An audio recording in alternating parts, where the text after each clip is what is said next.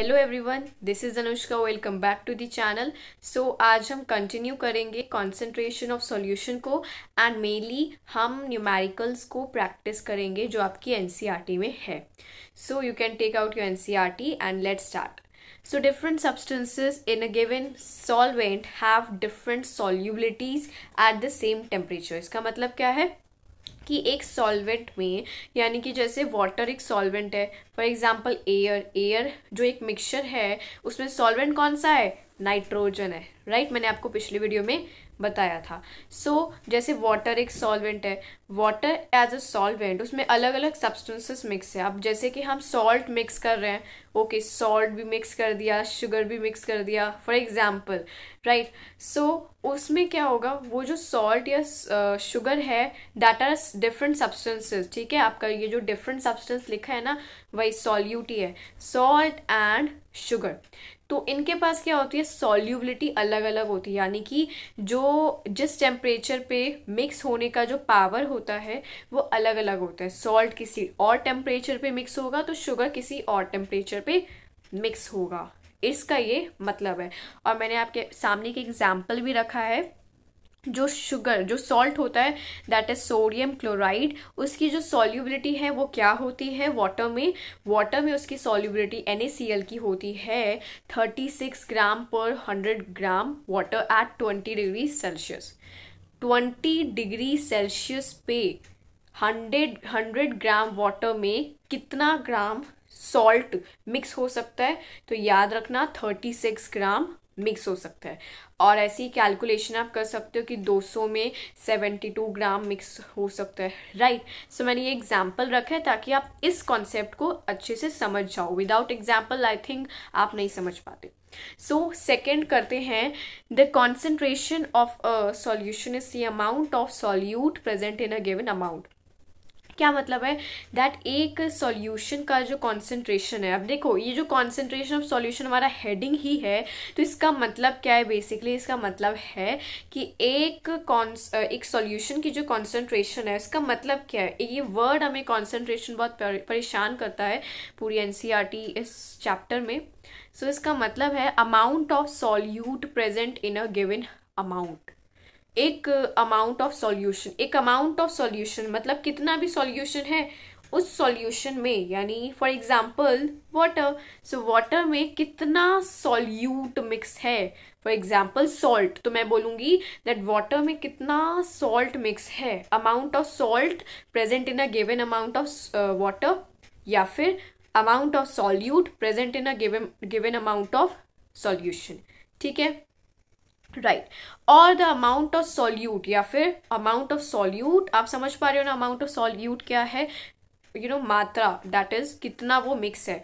Amount of solute dissolved in a given mass और volume of a solvent, यानी कि एक सॉल्वेंट का वॉल्यूम है, मास है, तो उस मास ऑफ सॉल्यूट या उस वॉल्यूम ऑफ सॉल्यूट, उस मास ऑफ सॉल्वेंट या फिर उस वॉल्यूम ऑफ सॉल्वेंट में कितना सॉल्ट या फिर सॉल्यूट मिक्स है, राइट? कितना अमाउंट ऑफ सॉल्यूट मिक्स है। That is basically your concentration of solution, right? I hope आपको कॉन्सेंट्रेशन ऑफ सॉल्यूशन समझ आया। इसका जो फॉर्मूला है ये है amount of solute upon amount of solution की बेस पे हमने, मतलब डिनोमिनेटर में क्या रखना है? अमाउंट ऑफ सॉल्यूशन, और न्यूमरेटर में हमें रखना है अमाउंट ऑफ सॉल्यूट। तो amount of solute upon amount of solution, इतने अमाउंट ऑफ सॉल्यूशन में कितना सॉल्यूट मिल सकता है। हमने देखा कि 100 ग्राम ऑफ वाटर में कितना सॉल्ट मिक्स हो सकता है, तो 36 ग्राम ऑफ सॉल्ट मिक्स हो सकता है। किस टेम्परेचर पे? 20 डिग्री सेल्सियस, राइट? और amount of solute bye amount of solvent, ठीक है? आई होप आपको ये समझ आ गया है कॉन्सेंट्रेशन ऑफ सॉल्यूशन। अब हमारी बारी है कंसेंट्रेशन ऑफ सॉल्यूशन की न्यूमेरिकल्स की। सबसे पहला फॉर्मूला है mass by mass percentage of a solution का। दैट इज, अगर आपको एक सॉल्यूशन का मास बाय मास परसेंटेज निकालना है तो आप कैसे निकालोगे?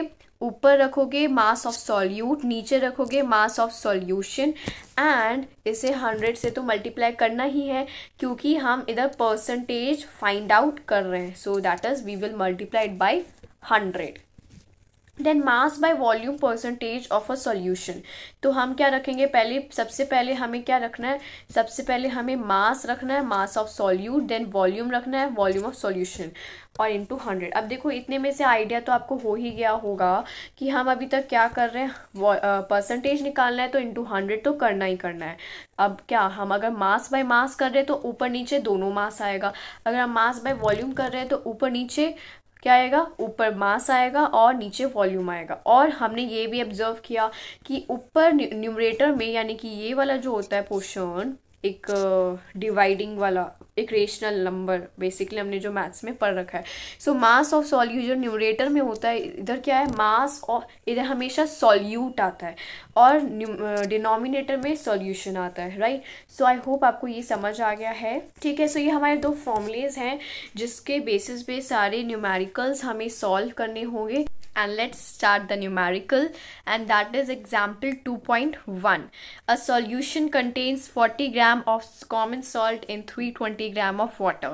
So basically एक solution है और हम ऐसे ही पता कर सकते हैं that कौन सा सॉल्यूशन है, एक सॉल्ट सॉल्यूशन है क्योंकि सॉल्ट और वाटर की बात की गई है. सो एक सॉल्यूशन है जिसमें क्या है, सॉल्ट की अमाउंट ऑफ सॉल्ट कितना है, that is 40 gram, and amount of water कितना है, that is 320 gram.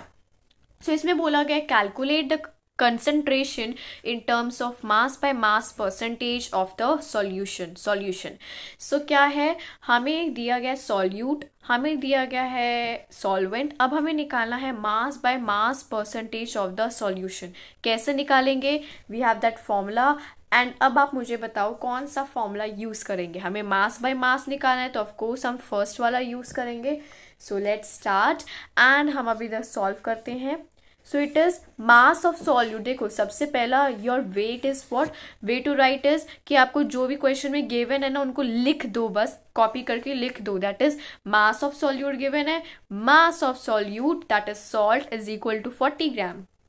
Then you have mass of solvent water is equal to 320 gram. But इधर तो आपको आपके पास सॉल्वेंट गिवन है ना, बट हमारे पास डिनोमिनेटर में क्या आता है, सॉल्यूशन आता है. सो सॉल्यूशन कैसे निकालेंगे, सो मास ऑफ सॉल्यूशन निकालने के लिए हम mass of solute plus mass of solvent को क्या कर देंगे, इसको ऐड कर देंगे, mass of solute plus mass of solvent कर देंगे, राइट. सो बेसिकली अब देखो क्या है, we know mass of solution is equal to mass of solute plus mass of solvent, क्योंकि सॉल्यूशन में वही दोनों के अलावा और क्या चीज़ है मुझे बताओ, वही दोनों तो है. So it is 40 gram plus 320 ग्राम, तो ये 360 ग्राम हो जाएगा. अब हम आसानी से मास परसेंटेज ऑफ सॉल्यूशन निकाल सकते हैं. और कैसे निकालेंगे, तो ऊपर हमारे पास क्या आएगा, मास ऑफ सॉल्यूट. तो मास ऑफ सॉल्यूट क्या है, सो मास ऑफ सॉल्यूट है 40, है ना. नीचे हमारे पास क्या आएगा, मास ऑफ सॉल्यूशन, तो ये क्या है 360 और फिर इंटू 100. तो वही तो चीज़ें हमने करनी है अब, है ना. So mass of solute upon mass of solution, और ये आपके पास आएगा 40 अपॉन 360 इंटू 100. और इसे सॉल्व करने के बाद यू विल गेट सी, ये हो जाएगा 9. सो 10 अपॉन 9 क्या आएगा, 11.1%, राइट, 11.1%. तो ये हमने न्यूमेरिकल कर लिया आपके एनसीईआरटी का. सो आई होप आपको ये कॉन्सेंट्रेशन ऑफ सॉल्यूशन की जो न्यूमेरिकल का जो टॉपिक है समझ आ गया होगा. So we will meet you in the next video in which we will do the suspension topic. So till then, have a good learning. Bye bye.